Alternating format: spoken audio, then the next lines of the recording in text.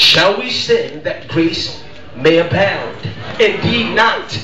Because there's some people interpret what I'm saying as, so you're just saying I can live any old life that I want to live and still be saved.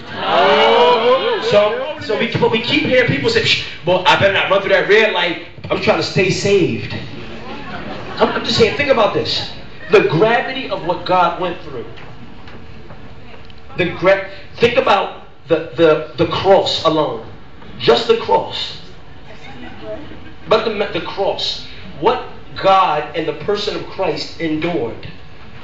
The suffering going to the cross. The living 33 years so as to sympathize with our frailties and be a perfect high priest. Having been tempted as we are, yet never giving in to it. Wow.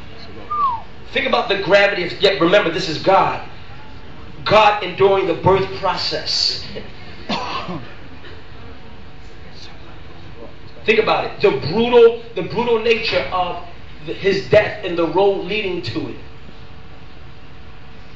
The purpose of his dying for sinfulness, not acts of sin. Acts of sin come as a result of being sinful. Sinfulness is a condition, so it's a predisposition. Acts of sin come a birth out of a sinful nature. So when Christ died, he didn't die for acts of sin. He died for sinfulness. That's what the Bible teaches us, that he gives us a new nature.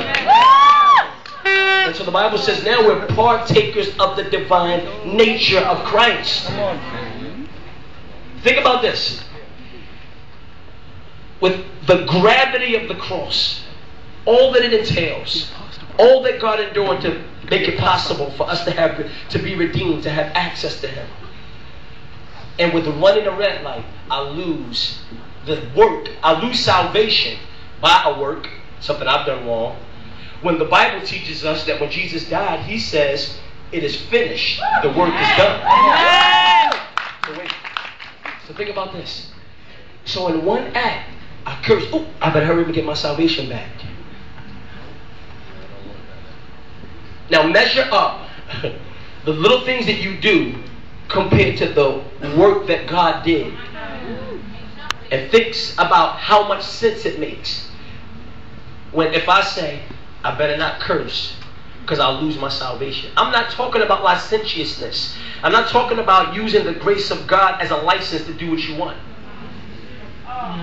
That's a violation. Read Jude. I'm right in that middle spot that we don't like. The tension when you have to wrestle with, now I know I just can't do whatever I want, but then on the other hand, I know I can't do what I want on one hand, but on the other hand, I know that when God died for me, he died for a condition. Now I'm wrestling with this.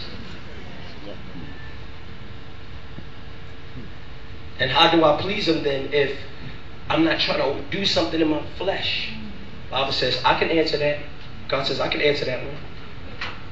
He says, you're not doing it on your own.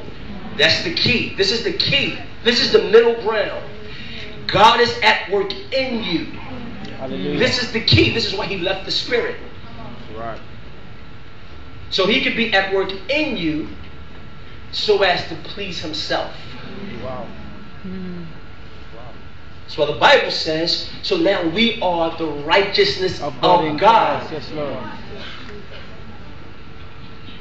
He who knew no sin became sin so that we through his death might become the righteousness of God. So when God sees you, he's not looking at you condemning you.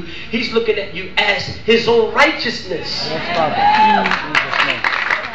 Because there's no righteousness in you and I. We can have further discussion about this afterwards. I know some of y'all probably ready to walk out on me. But this is the stuff of the Christian faith that doesn't come from the pulpit. I'm even willing to dialogue. I'm even willing to discuss, but I at least want to throw it out there because it is an issue. God makes a big deal about it, and so should we. Can we keep moving with some music?